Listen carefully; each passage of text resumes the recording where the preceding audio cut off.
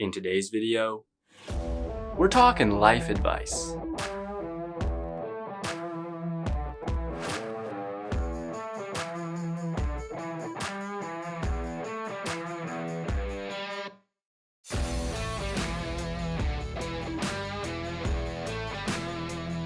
What's up, YouTube? Welcome to the video. My name is Tyler, also known as the Fit Chemist, and I help young men take control of their fitness, nutrition, and lifestyle habits that ultimately we can lead healthier and happier lives. So if you're new here, welcome. Please consider subscribing. Turn those notification bells on so you don't miss when I post a new video. And if you're returning, welcome back. I'm so glad that you are here. Next Monday, I am turning 27. Woohoo! Happy birthday to me, but that much closer to the big 30. And as I was doing some reflection as this birthday is coming up here, I was thinking it'd be a pretty cool idea to share 27 things that I have learned by the age of 27 to sort of share some wisdom with you guys. And then also, I think this would be a cool video to sort of come back to and look at in the future once I do hit that 30 mark, or who knows, maybe when I get even older than that. I went ahead and broke these up into categories. So we got habits and lifestyle, sex, dating, religion, and at the end I've got one sort of bonus one that's not related to any of those categories, but you're not going to want to miss that. But enough talking, we got 27 points to get through, so let's get into it. I feel like my viewer retention is about to drop off because people are not going to like how I'm starting this video, but to kick off habits and lifestyle, I'm going to go out on a limb here and say that drinking is stupid. I think the biggest reason for me is that it makes you say and do things that you wouldn't normally do if you were sober, because alcohol has the ability to change your cognitive function. Beyond that, your body literally sees it as a toxin. That's why you wake up with a hangover the next day. And to me,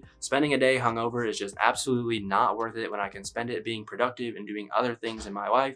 And besides that, it can also lead to fatty liver disease. So there's really no reason, in my opinion, to do that. Like, what benefits do you get out of it? Does it make you dance better or give you some courage to go and talk to someone from the opposite sex? Like, you don't need alcohol to do those things. Number 2 is going to be the seeds that you are planting today are going to be the harvest that you reap in the future. What do I mean by that? Well, you don't just wake up and become the father, husband, employee, you name it, that you want to be one day. Like, you have to put in the work right now to actually become that person that you want to be in the future. Number 3 is going to be that you get a lot done in life based on habits. And this is a favorite Dennis Prager quote of mine from his Fireside Chats. But what you should be doing is, if you have some daunting task in front of you or some big goal that you want to achieve, break that up into small actionable steps that you can take each and every day. Number 4 is going to be prioritize whatever is important to you at the start of your day. So when you wake up, you have the freshest and clearest mind. That's a great time to spend time doing something that is important to you. And for me, right now, that happens to be reading the Bible. Number 5 kind of goes along with that last one, but that's going to be however you start your thoughts at the beginning of a day is going to dictate your thoughts for the rest of the day. So whether you're starting your day with some lustful thoughts, or you're dwelling on a breakup, or maybe you have some depressive episodes, or you're worried about paying off student loans or getting a job, whatever it might be, whatever thoughts you allow to flood into your brain at the beginning of the day is going to dictate your thoughts and your mood for the rest of the day. That's why it's so important to take your thoughts captive. And if there's a thought that shouldn't be in your head, just boot it out of there immediately and focus on something better. Number 6 is going to be prioritize your sleep. It's one of the best things that you can do for yourself, but so many people neglect it. Number 7 is going to be have a running to-do list. So what do I mean by that? Well, I like to use the Notes app on my phone. I have an exact to-do list of what I'm going to do that day, what I need to do that week, and then also some stuff that I need to do in the future. And I'm just editing that all the time, and it updates to iCloud. So that way, if I edit on my computer or my iPad, wherever it is I'm doing, that to-do list is always going to be with me, and it helps me stay organized. Number 8 is going to be that journaling is important, and it's just really a great way to clear out your thoughts. Number 9 is going to be call your family more often. Honestly, looking back, I wish this is something I took more seriously back when I was in college, but it's something that I'm doing now, so it's never too late to start. Call your family today, or at least set up some sort of call for this upcoming weekend. Tell them you love them, because life is too short. Number 10 is going to be that I feel like we really don't start to mature until we're 25. Like, I feel like I'm still maturing in age, but looking back at the things that I did in college or the things that I did immediately after, like, I was an idiot.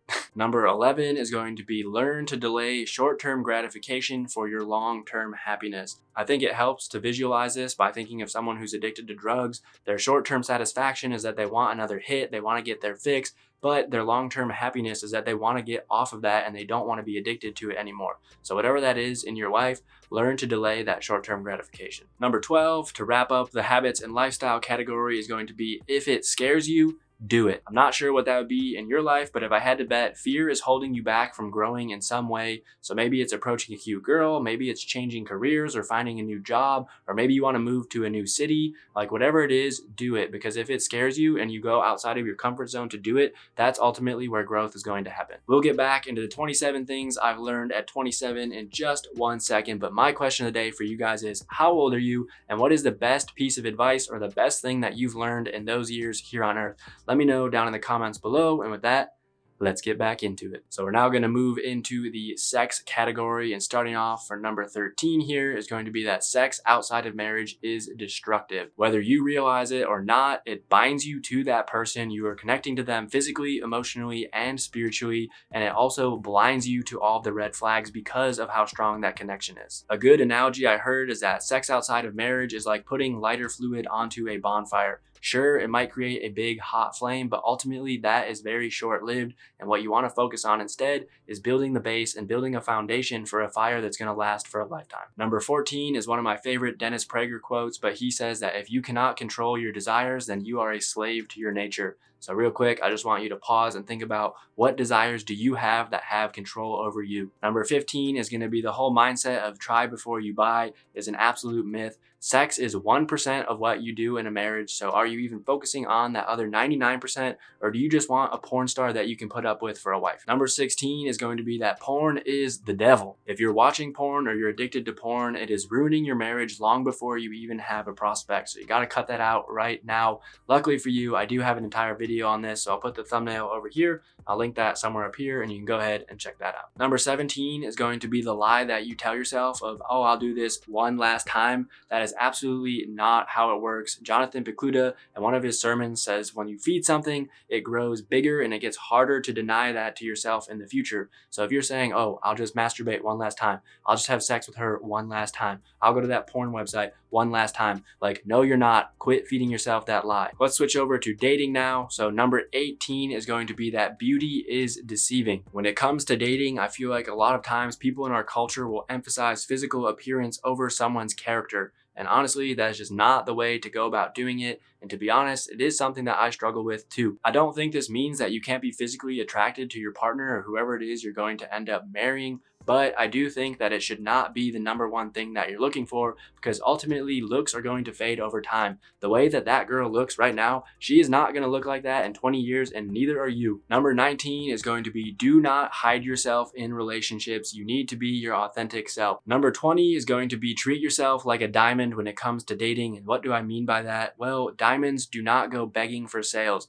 Instead of lowering your standards, why don't you try lengthening your patience? Number 21 is going to be that moving in together with someone is a great way to ensure that you get a divorce. So the divorce rate in our country is already 50%, and if you move in with someone, there's a 50% chance that you'll even marry them in the first place. So that's on top of the divorce rate already. So if you move in with someone before marriage, you're basically guaranteeing yourself that you're going to end in a divorce. I think the reason for that is because when you do this, you're basically playing married without the actual commitment and covenant before God.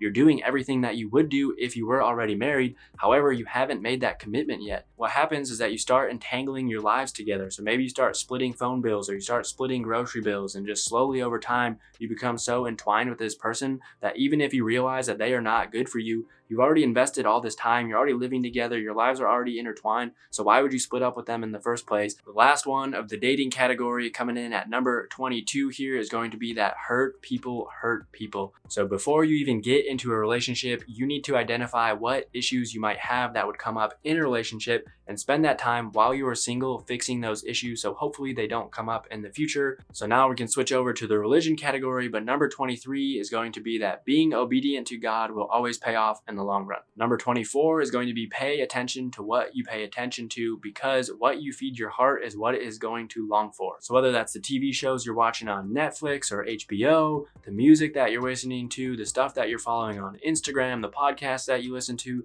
the people that you surround yourself with, whatever you're feeding your heart is what it's going to long for in the long run. So please pay attention to what you're paying attention to. Number 25 is going to be join a church. And if you haven't already, get into a small group and have a community of people that you can share your struggles with.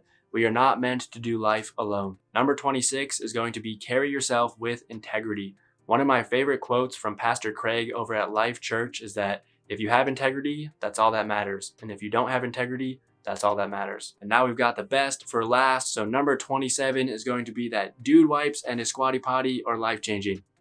Just gonna leave it at that. So those are the 27 things that I have learned on my 27 years here on Earth. And I just wanted to wrap up this video by saying thank you to all of you for coming along this journey with me. At the time of filming, we're at almost 900 subscribers, which means we're on track to hit 1,000 by the end of the year, which would be a really awesome way to sort of wrap up this year and hit that goal. And at that point, I only need to hit 4,000 watch hours to get monetized on this YouTube channel, which is crazy to think about. So if you guys want to go ahead and like set up a playlist of my videos and just like put it on mute and leave it in the background while you're doing something, would definitely appreciate it to help me get those watch hours, but not required by any means. But that's going to be it for today's video, guys. I hope that you enjoyed it. If you did, please give it a thumbs up. Let me know in the comments down below. And again, if you're new here, be sure to subscribe. Turn those notification bells on because I post new videos every single Friday and you do not want to miss when they go live. And with that, I'll see you in the next video.